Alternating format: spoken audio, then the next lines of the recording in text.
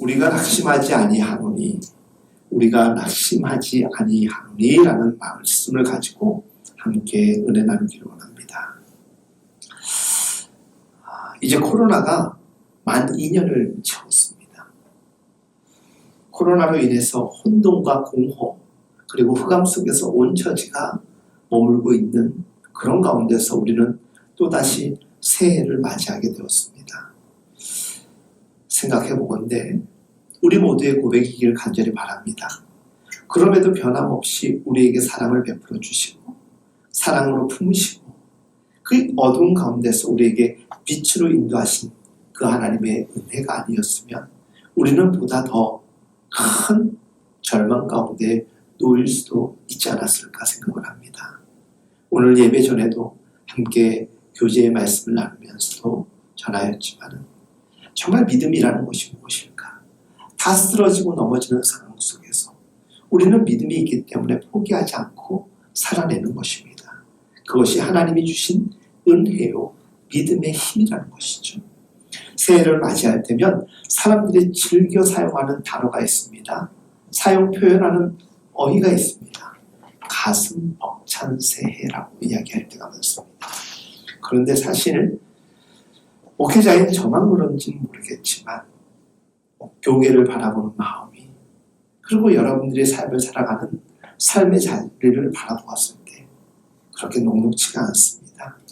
그래서 어쩌면은 차라리 이 상투적인 표현을 쓰지 말자라고 이야기하는 분들도 있을 것입니다. 작년에 이어서 올해마저도 사실 이 가슴 벅차다라는 표현을 사용하기가 너무 부담스럽습니다. 그럼에도 우리는 아슬아슬하게나마 삶의 균형을 유지하면서 여기까지 왔습니다. 다시 출발선에 선 새 첫 주일을 우리는 보내고 있지요. 가슴 벅찬 기대가 여러분들에게 있습니까? 희망과 소망은 분명히 있는데 그것을 가리우고 있는 불안과 불신의 어두운 구름이 있다면 믿음으로 그것을 제거할 수 있길 바랍니다.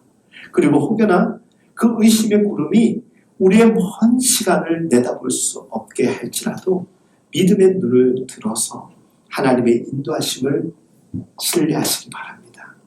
새해인 지금 새롭게 뭔가를 다짐할 수 있다는 이 사실마저도 우리에게는 벅찬 감동과 벅찬 가슴의 뜨거움이 아닐까 생각을 합니다. 저는 오늘 여러분들과 함께 신년 첫 주일을 예배하면서 올 한 해도 정말 우리 사랑하는 성도님들이 예배의 감격과 능력으로 이 어려운 시기를 잘 이겨낼 수 있기를 간절히 기도합니다. 올해 송구영신 예배를 드리면서 사랑하는 이들에게 문자를 보내라고 말씀을 드렸죠. 그래서 제 아이패드를 저도 이곳에서 열었습니다. 그리고 제 아이패드에 깔려있는 카카오톡 애플을 이용하여서 SNS를 보내려고 딱 열었더니 우리 교회 가장 어린 꼬맹이 서준이가 저에게 12시 4분에 해피 뉴 이어라고 문자를 보냈더라고요. 그래서 저도 짤막하게 인사를 보냈고 그리고 어제 다시 한번 연락을 통하여서 복된 메시지를 전하고 잠시나마 그 아이를 위하여 기도했습니다. 하나님, 올해 서준이가 믿음이 성장하는 한 해가 될 수 있도록 제가 좋은 조력자가 되겠습니다.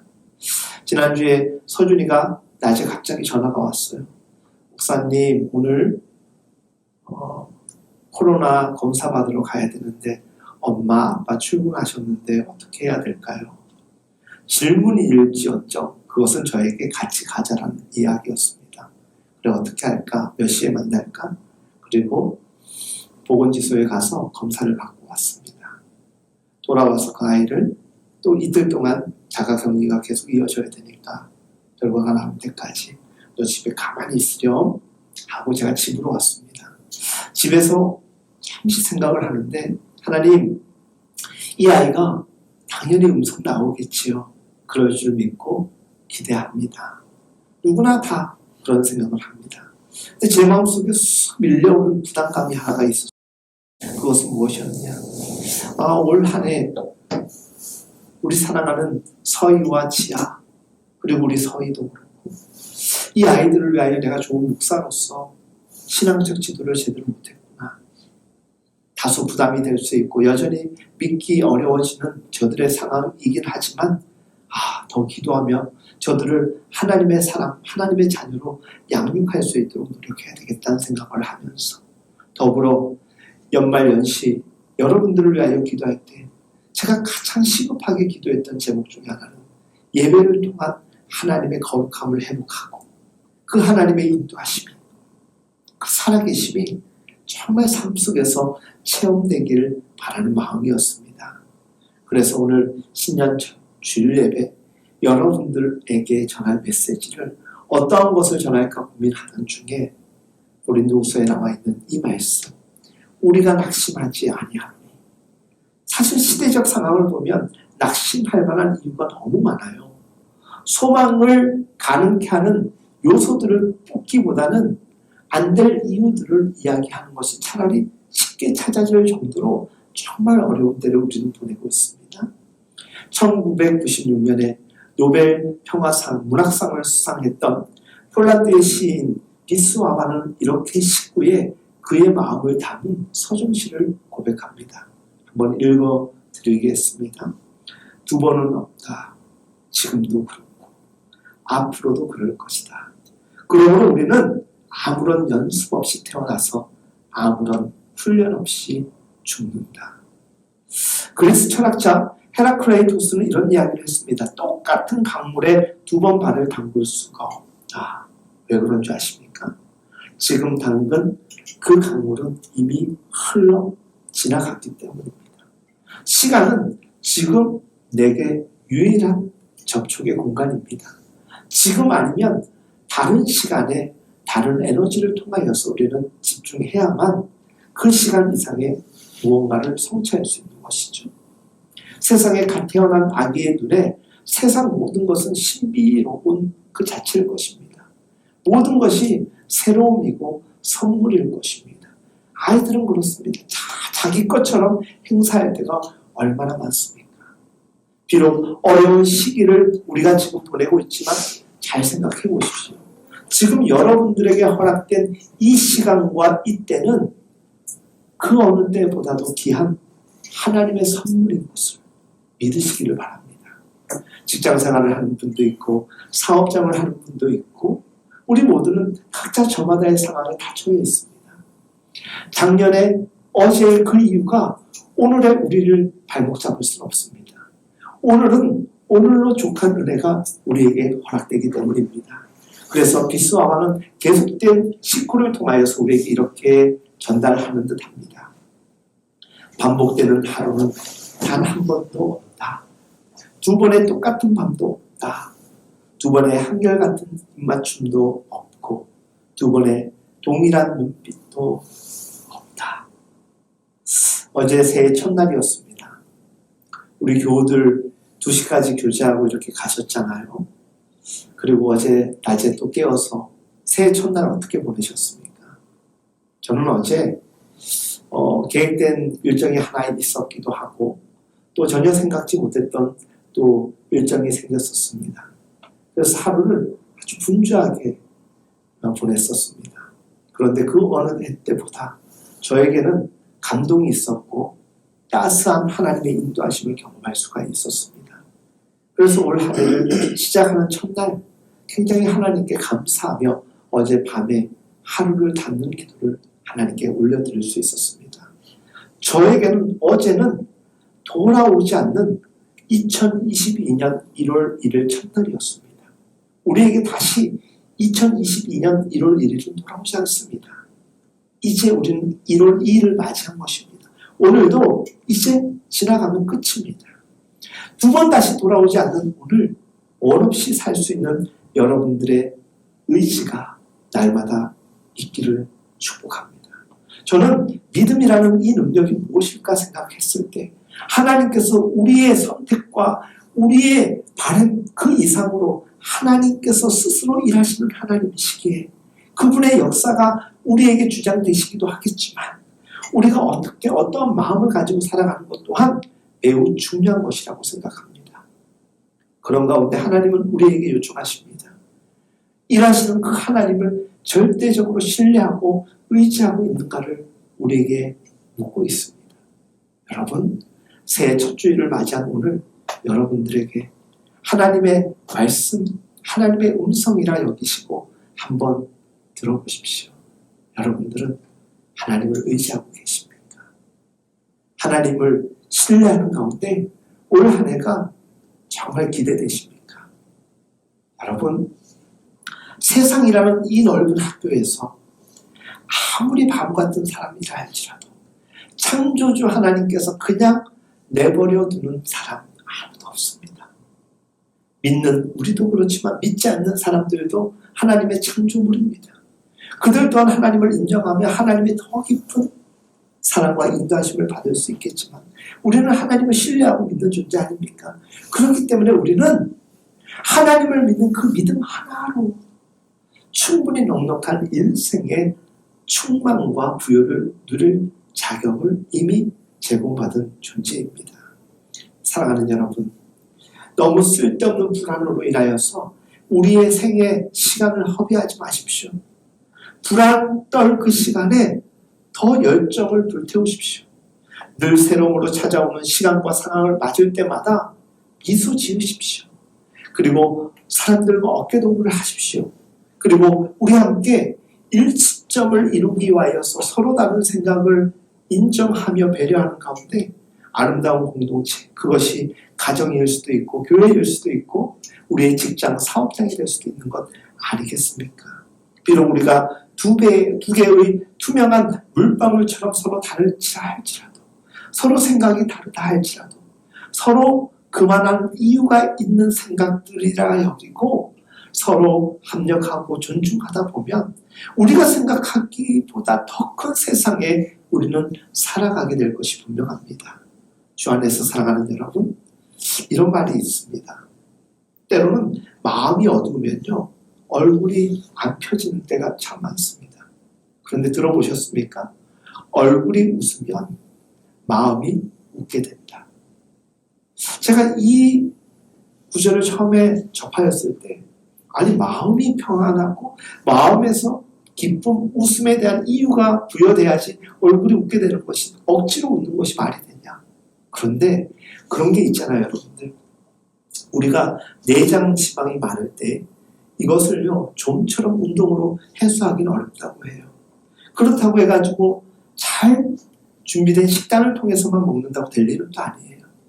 우리의 몸을 일으켜서 부지런히 움직여야 돼요. 그래야지 내장기관 지방이 되었든 우리 신체에 축적된 그 어떤 것이 되었든 빠져나가는 것이죠. 우리의 몸을 일으킬 때 우리의 몸마저도 일으켜지는 것 이상으로 우리의 마음 또한 변화되는 거에 이룰 수 있다는 것이죠. 어떤 대부분은 마음으로부터 시작되어서 겉으로 그 영향력을 미칩니다. 그래서 우리 속사람이 강건해져야 우리의 밖사람, 겉사람이 강건해진다는 말씀이 있지 않습니까? 옛사람의 구습을 버릴 수 있는 것 또한 우리가 그 속사람의 강건함을 입을 때 가능한 것입니다. 하지만 요즘 같은 때는요 마음이 너무나도 씁쓸하고 너무나도 어렵다 보니까 웃음이 잘 안 나와요. 그래도 웃으려고 노력하는 사람이 되면 속사람이 또한 웃게 된다는 이야기죠. 그래서 제 생각엔 한 10년 전에 그 웃음 치료라는 게 우리나라에 굉장히 열풍과 같이 돌았어요. 특히 어르신들 모이는 그 공간에는 웃음 치료 강사라는 직업이 있을 정도였어요. 지금도 그렇죠. 그렇죠. 가면요, 여러분들 그 교육 받아보셨습니까? 그냥 강사가 웃긴 얘기를 해서 웃는 게 아니라 웃는 방법을 알려줘요. 자, 지금 우리 다 같이 3번 박수 치고 제가 크게 입을 크게 벌리고 하하하하 10번 합시다. 어처구니 없죠. 근데요, 그러다 보면 어느 순간에 몸에 열이 올라오고요. 정말 기뻐지는 마음의 상태를 맞이하게 되더라고요. 지금 이 시간에 하는 건 좀 부담스럽지만 제가 언제 한번 교제할 때 한번 여러분들과 한번 해보도록 하겠습니다. 여러분, 얼굴이 웃으면 마음도 따라 웃는다. 억지로라도 웃으려고 하면 삶이 행복해질 수 있다라는 희망에 섞인 문구로 받아들이시기 바랍니다. 웃을 일 적다는 신호가 우리 마음에서 밀려와도 도리어 우리 서로 웃으며 기운내면서 우리 마음속으로 활력을 밀어넣는 방법을 찾다 보면 우리에게는 넘치는 은혜가 넘칠 것입니다. 내적으로 불안한 상황에서 그리고 삶이 너무나도 각박해져 간다라고 여기는 여러분들의 지금 마음이 얼마나 척박합니까? 그런 가운데 여러분들은 몸을 이끌고 이 전으로 지금 오셨습니다.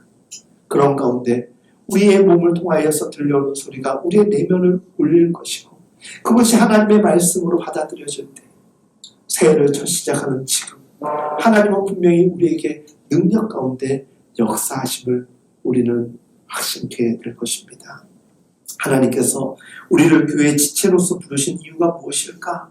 이 어려운 때에 하나 둘 모이게 한 이유가 무엇일까 생각하면 서로 격려하라고, 서로 축복하라고. 저는 그런 의미에서 성도된 여러분들이 뵐 때마다 전화를 통해서나 문자를 통하여서 이렇게 교제할 때 그게 저한테는 엄청난 에너지가 돼요. 그 어떤 것보다도 저에게는 삶의 이 어떤 동기부여가 됩니다. 여러분, 우리 주변에 가족이 되었든 주변에 있는 어떤 사람이 되었든 의미 없이 존재하는 사람 없습니다. 하나님이 우리를 위하여 보내신 천사와 같은 선물임을 여러분들 믿으시기를 바랍니다. 오늘 새해 첫 주일 저는 여러분들에게 바울이 살았던 삶의 원리 중에 하나를 오늘 고린도후서 말씀을 함께 나누기를 원합니다. 여러분, 바울에게 있어서 부활하신 주님을 만났던 그 다마스커스의 그 추억은 놀라운 삶의 전환점이었다는 것을 우리는 잘 알고 있습니다. 그는 그 다메섹 동산에서 살아계신 예수님을 만나기 이전에는 예수님을 믿는 사람들을 박해하고 잡아 죽이는 사람이었습니다. 그러나 그 시점을 기준으로 하여 박해하는 사람에서 박해받는 자로 삶이 변화됩니다. 예수를 믿고 하나님의 자녀된 본세를 얻었는데 이제는 박해받는 자가 되었다는 것이 우리의 세상적 기복적 신앙의 개념에서는 이해할 수 없는 원리입니다. 하지만 그에게 있어서 그 극적 상황을 통해서 그는 압도적인 하나님의 주권 아래서 삶을 재해석하는 영광을 누리게 됩니다.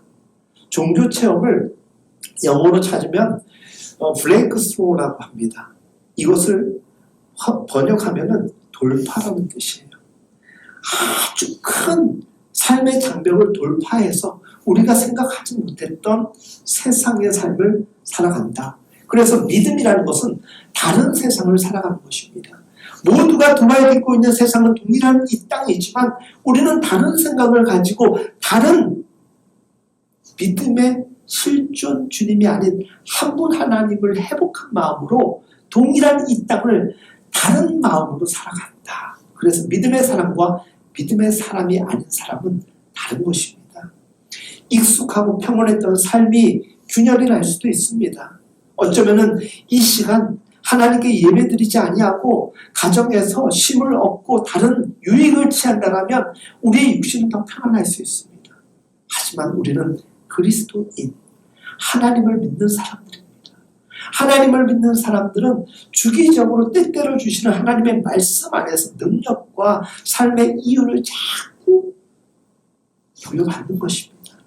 그것을 통하여서 세상에서 우리가 살아가는 삶의 자리에서 주는 그리고 감당해야 될 그 이유만이 아닌 하나님이 정말 내게 이 땅에서 살게 하신 그 이유를 알기 때문에 아주 소소한 그런 동기들 때문에 쓰러지거나 낭망하지 않습니다. 그것은 내가 하나의 격가지로 살아가는 삶이라면 우리는 가장 먼저 가장 중요한 것은 하나님의 사람으로 이 땅을 살아가는 것이죠. 바울이 박해하는 자에서 박해받는 자로 삶이 전환되었을 때 어찌 보면 인생으로 따지면 손실이 굉장히 큰 것입니다. 배울 만큼 배운 사람이었습니다. 가문이 얼마나 좋았습니까? 그런데 그것을 다 포기하고 이제는 박해받는 사람이 되었으니 그가 얼마나 고독했겠습니까? 아닙니다. 하지만 그는 그 대전환을 통하여서 이전에 누리지 못했던 참된 자유를 누릴 수 있게 된 것입니다. 그것이 무엇입니까? 죄와 사망으로부터 그의 자아가 해방되는 진정한 자유를 맛보았다라는 것입니다. 여러분이 예수님을 믿고 이 참된 자아가 자유케 되는 은혜를 경험하고 있다면 여러분들은 실존적 그리스도인으로서 지금 살아가고 있는 것입니다. 여러분, 하나님의 자비하심과 긍휼을 입은 존재라는 것을 우리가 고백할 수 있을 정도가 되면 우리는 참으로 신실한 믿음의 사람의 자리에 서 있는 것입니다. 근데 여전히 그것이 고백되어지지 않는다면 좀 더 우리가 믿음의 강구를 하나님께 고백해야 될 것입니다. 그는 세상에 그 누구보다도 가진 것이 많은 사람이었고 얻은 것이 많은 사람이었고 그리고 알고 있는 것이 많은 바울이라는 사람. 그런데 그가 예수를 영접하고는 그에게 유일한 하나만을 얻게 되었습니다. 그는 그래서 그 스스로가 전도자의 삶을 얻었노라고 고백했던 것입니다. 여러분, 부름을 받았다라는 것은 이와 같은 것입니다. 많은 것을 포기하고 잃어버렸지만 가장 중요한 생명의 원리를 취득하였기 때문에 그 무엇보다도 행복하고 기쁘다라는 것입니다. 제가 가끔은 여러분들의 입장에서 내가 만약 목사가 아니라 일반 직장인이었다면 나는 주의를 잘 지켰을까 이런 생각을 해요.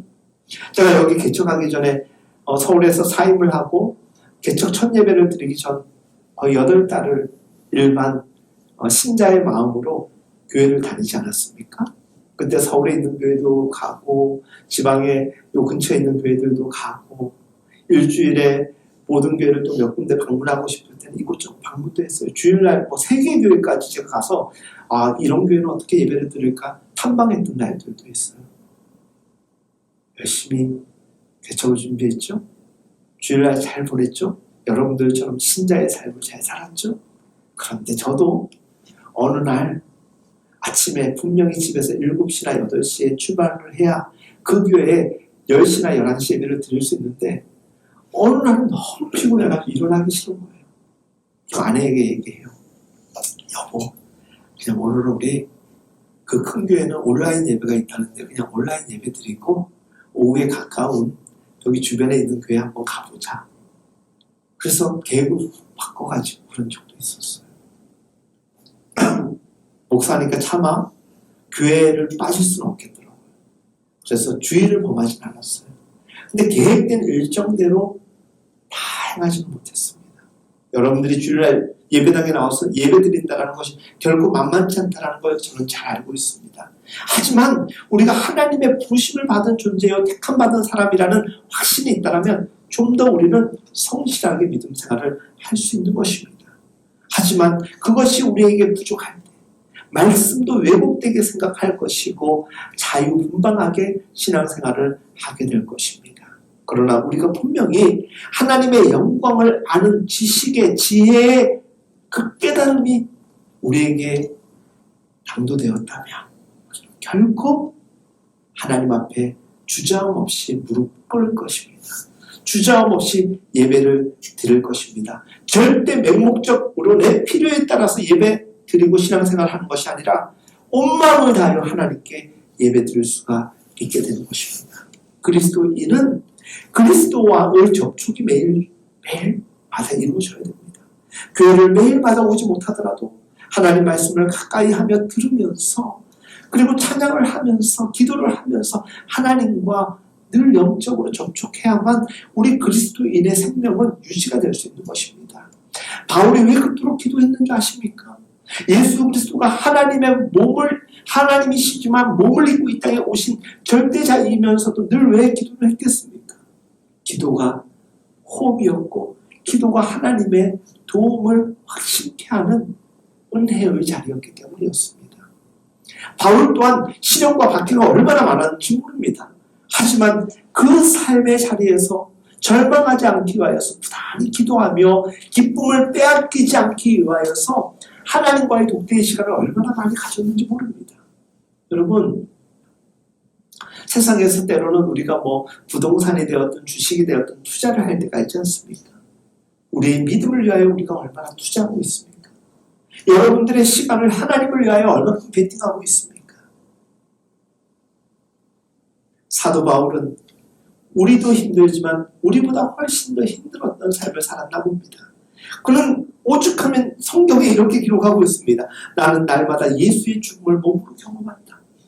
그 십자가의 고통을 날마다 경험하며 살았다는 것이에요. 제가 아는 어떤 분들도 믿음 생활을 정말 잘하는 분들이 있거든요.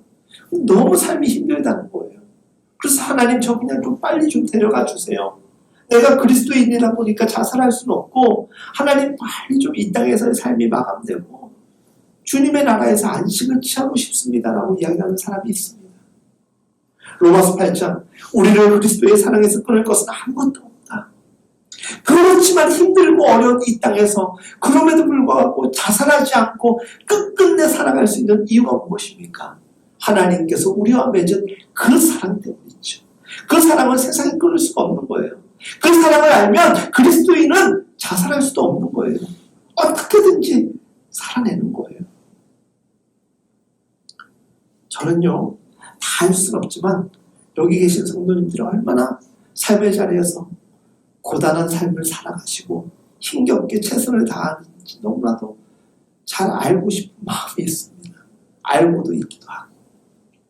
그런데 여러분들이 믿음 안에서 이겨나가는 그런 삶의 모습이 보여지고 또 그런 간증 고백을 할 때 너무 하나님께 감사를 드려요.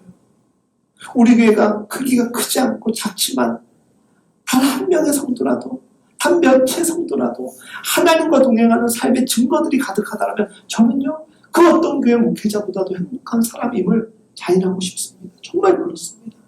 여러분들이 정말 힘들고 어려운 상황 그 가운데서도 희망을 잃지 않고 믿음으로 살아간다면 하나님이 기뻐하실 것이고 저에게도 얼마나 기쁜지 모릅니다. 환난과 공고와 박해와 굶주림과 헐벗음과 위협과 칼로도 빼앗아갈 수 없는 이 보물과 같은 이 믿음이 우리에게 주어졌기 때문에 우리는 성도라고 불려지는 거예요. 구별된 사람, 세상 사람들과는 다른 사람이라는 것이에요.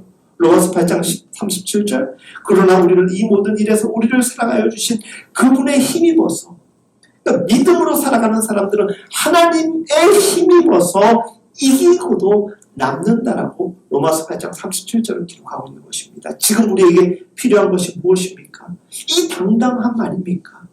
세상 살아가는 것이 너무나도 어렵고 코로나의 위기는 분명하지만 그럼에도 우리가 당당하게 살아갈 수 있는 이유가 있다면 하나님이 우리와 함께하기 때문 아니겠습니까? 설사 힘겹다라 할지라도 설사 코로나로 인하여서 여러 가지 이유로 인하여서 삶이 피폐해졌다고 할지라도 우리가 낙망할 수 없는 이유는 하나님이 우리의 주인 되시고 인도자 되어주시기 때문입니다. 그렇기 때문에 사도 바울은 그가 살아가는 그 삶의 자리에서 시련 속에서도 기뻐하고 감사하고 도리어 하나님을 찬양하였던 것입니다. 그야말로 불굴의 삶인 것입니다. 불굴의 삶 혹은 믿음이라는 것은 어떠한 경우에도 인생의 경주를 포기하지 않는 것입니다. 여러분 응원합니다. 정말 축복합니다. 사랑하는 여러분 아무리 힘들어도 가야 될 길이 분명히 정해져 있으면 그 열정이 있으면 우리는 포기하지 않는 것입니다. 우리가 하나님의 편에 서 있고 하나님의 꿈을 꾸는 사람이라면 이 자각하는 마음이 우리에게 분명한 깨달음으로 있다면 우리는 그 어떤 힘겨움 속에서도 포기하지 않는 것입니다. 시련 속에서도 산이 우리를 가로막아도 거센 물살이 우리를 방해하여도 악한 이들이 우리를 해치려 하여도 우리는 넋두리 놓고 보는 것이 아니라 어둠을 자꾸 이겨낼 수 있는 내성이 강해지면서 야성으로 살아갈 수 있게 되는 것이에요. 비록 지금 어려운 여건이지만 이 상황들로 인하여서 여러분들은 힘겹지만 강해질 것입니다. 제가 이곳에서 개척을 시작하고 북한산에 갔다 온 날수를 어림잡아 생각했더니 50회가 넘어요. 북한산. 근데 많은 사람들이 산 타는 거 힘들어합니다. 근데 중도 포기하지 않아요. 그래도 내가 오늘 설정한 그곳까지는 가급적 올라갔다 내려옵니다. 사람들은요 모두 힘겹지만 그렇게 인생을 살아갑니다. 포기한다고 말은 쉽게 하는데 포기하는 사람 별로 없어요. 하고 싶어 하지도 않아요. 그런데 이왕 포기하지 않고 살아가야 될 그 삶은 더 기쁘게 더 감사하게 사는 사람이 있다면 저는 그들이 바로 그리스도인이라고 생각합니다. 그래도 나는 최선을 다했어. 이만하면 나로서도 할 만큼 한 거야 라고 자기 슬픔을 자기 위안 삼는 정도가 아니라 어차피 걸어야 될 삶을 기쁘게 소망 있게 살아가는 그 이유가 무엇일까? 이 어려운 상황 속에서도 하나님이 나와 함께 하시기 때문에. 그래서 오늘 고린도후서 4장 16절 첫 절 말씀에 기록되어 있기를 우리는 낙심하지 않는다라는 것이에요. 낙심한다라는 것은 치달음을 받아서 기운이 쇠하여졌다라는 거예요. 그러니까 지칠 만한 합리적 이유가 있는 상황이에요. 하지만 포기하지 않는다라는 것입니다. 세상에 떠도는 말들에 인하여서 온통 우리가 마음이 시들어지고 상처받을 때가 얼마나 많아요. 그래서 더 이상 하고 싶은 마음조차도 들지 않을 때가 얼마나 많습니까?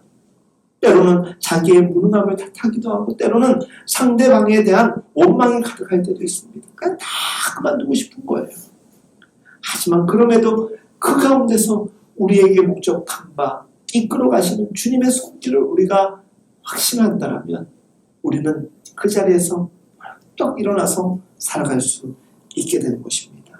사도 바울이 낙심하지 않을 수 있었던 이유는 남들은 경험하지 못하는 하나님의 은혜의 공급을 날마다 체득하고 있었기 때문입니다. 고린도후서 4장 14절 주 예수를 살리신 분이 예수와 함께 우리도 살리시고 여러분과 함께 세우시리라 우리는 알고 있습니다. 여러분, 어떤 믿음이 좋은 사람들이 선한 역사 가운데서 너무 행복하게 은혜 가운데 살아가는 사람들이 있다면 그런 삶이 우리의 삶이 아니 될 수 없다라고 누가 이야기할 수 있겠습니까? 누군가가 대통령이 될 수 있다면 우리도 대통령이 될 수 있는 사람이에요. 누군가가 유력한 사람이 될 수 있다면 우리도 그런 사람이 될 수 있는 거예요. 반대로 누군가가 포기하는 사람이 되고 헐벗은 존재가 된다는 것은 우리도 그런 존재가 될 수 있다는 거예요. 이왕이면 여러분들은 어떤 존재가 되고 싶습니까? 우리는 그리스도인입니다. 그리스도인들이기 때문에 무한한 가능성을 하나님으로부터 보장받은 사람들 아니겠습니까?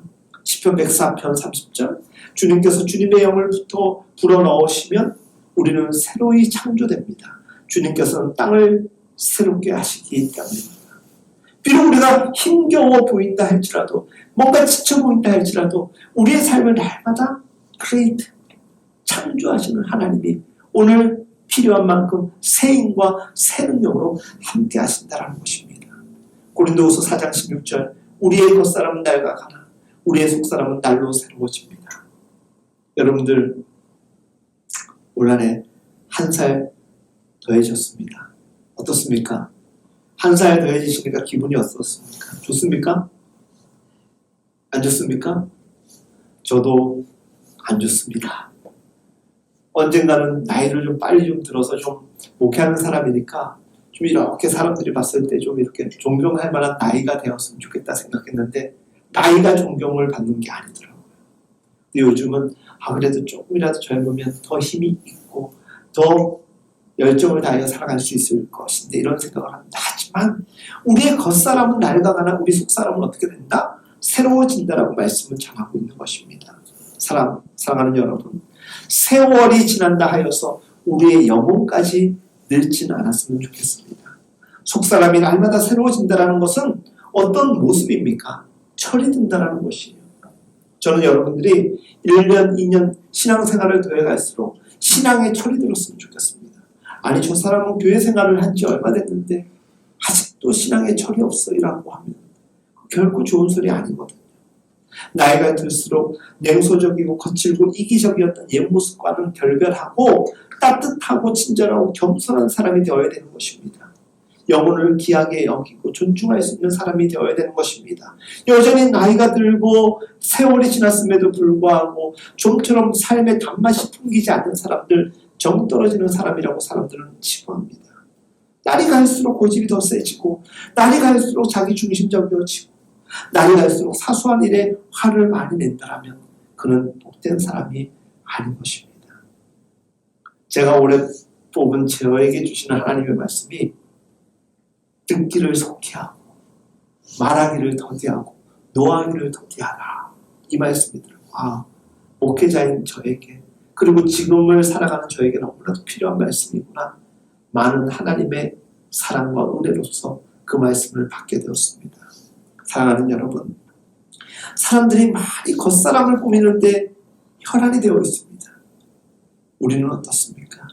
우리의 영을 돌볼 수 있어야 됩니다. 우리 주님을 모시기만 하면 그분이 우리를 가꾸실 것입니다. 그러면 비록 우리는 겉사람은 나이가 들어가지만 속사람은 날마다 강건해짐으로 결코 낙심하는 인생이 되지 않을 것입니다. 우리는 보이는 것을 바라보는 것이 아니라 보이지 않는 것을 바라봅니다. 고린도후서 4장 18절 말씀입니다. 안개 자욱한 오늘 우리 시대의 가운데서 멀리서 손짓하시는 그 하나님의 인도하심을 확신하며 가던 그 길을 정주행 가십시오. 믿음 생활 포기하지 마시고 게을러지지 마시고 낙담하지 마시고 살아계신 하나님을 절대적으로 신뢰하면서 집중하며 나아가시기를 간절히 바랍니다. 여러분, 우리가 매혹되는 새로운 정보들 오늘 우리 시대에 얼마나 많이 쏟아집니까? 하지만 오늘 우리 시대의 사람들이 좋아하는 새로운 정보라는 것은 잠깐 우리에게 유익을 주는 유통기한이 분명한 것들입니다. 하지만 하나님의 말씀, 하나님의 살아계심은 유통기한이 없는 것입니다. 어느 것을 의지하는 것이 맞겠습니까? 이 척박한 땅에서 하나님만을 의지하며 하나님만을 바라보며 보이지 않는 하나님의 살아계심이라 할지라도 그분을 신뢰하며 살아갈 때 우리의 삶의 곳곳에서 하나님의 살아계심이 체험되고 느껴질 것입니다. 저는 보여질 것이라고 믿습니다. 저는 손에 만져질 것이라고 느껴집니다. 확신합니다. 어떤 모양이 되었든 어떤 식이 되었든 하나님의 살아계심은 우리의 삶에 관여하고 있기 때문입니다. 사랑하는 여러분, 말씀을 마무리하고자 합니다. 역사적으로 볼 때 믿음의 사람들은 약속의 말씀을 품고 살았던 사람들입니다.